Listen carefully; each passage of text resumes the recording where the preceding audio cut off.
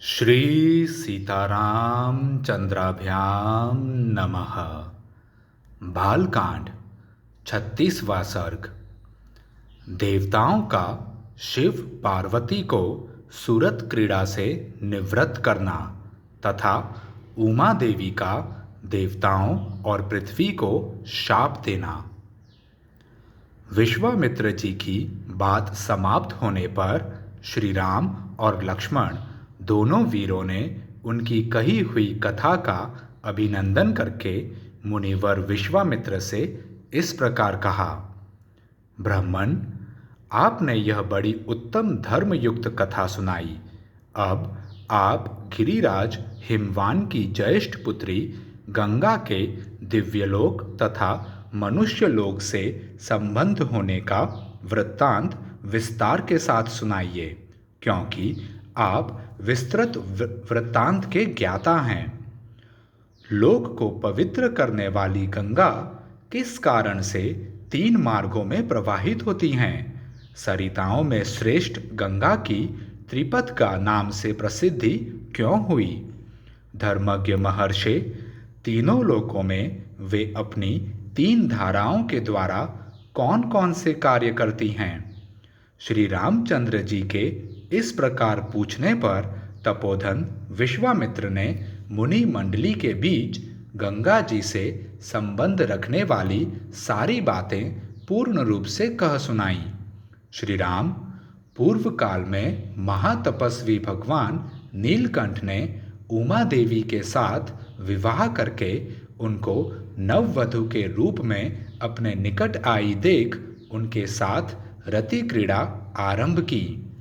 परम बुद्धिमान महान देवता भगवान नीलकंठ के उमा देवी के साथ क्रीड़ा विहार करते 100 दिव्य वर्ष बीत गए।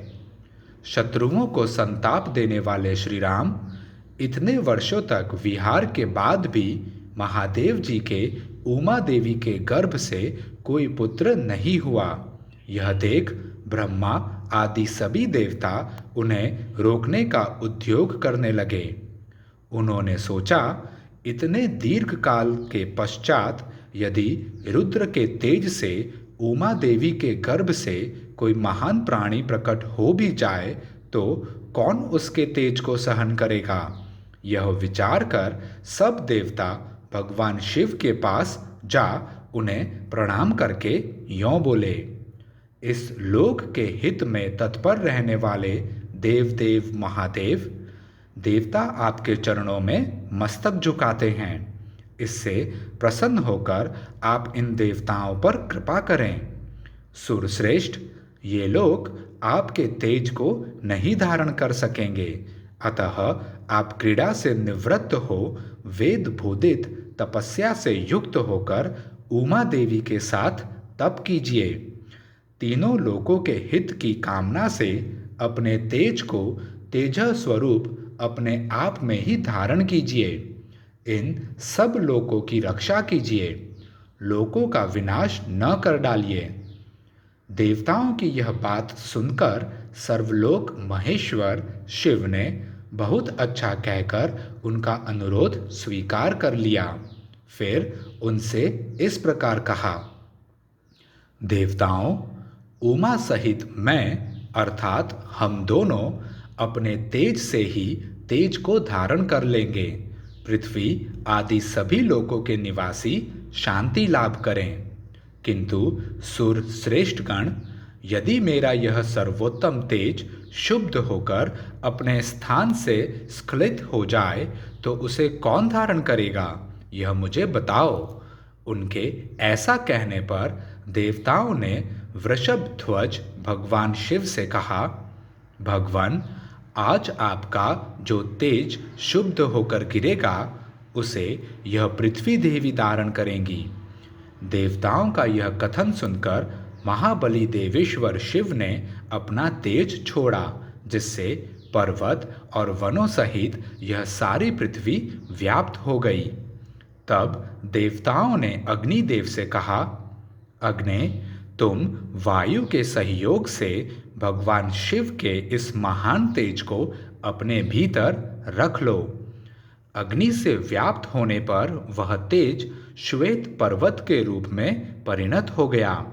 साथ ही वहां दिव्य सरकंडों का वन भी प्रकट हुआ, जो अग्नि और सूर्य के समान तेजस्वी प्रतीत होता था।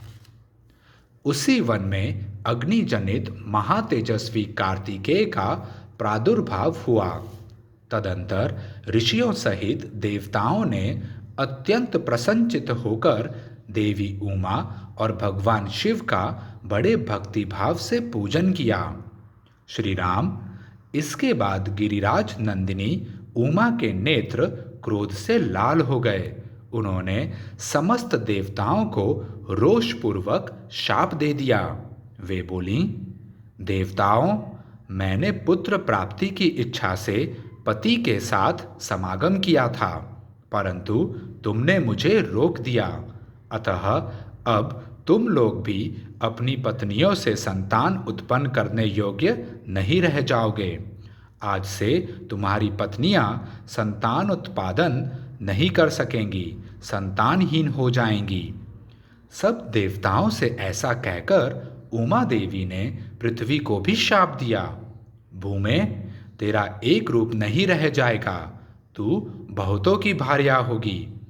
खोटी बुद्धि वाली पृथ्वी, तू चाहती थी कि मेरे पुत्र न हो, अतः मेरे क्रोध से कुलसित होकर तू भी पुत्र जनित सुख या प्रसन्नता का अनुभव न कर सकेगी। उन सब देवताओं को उमा देवी के शाप से पीड़ित देख देवेश्वर भगवान शिव ने उस समय पश्चिम दिशा की ओर प्रस्थान कर दिया। वहां से जाकर हिमालय पर्वत के उत्तर भाग में उसी के एक शिखर पर उमा देवी के साथ भगवान महेश्वर तप करने लगे।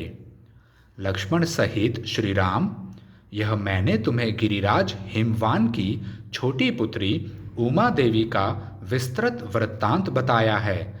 अब मुझसे गंगा के प्रादुर्भाव की कथा सुनो।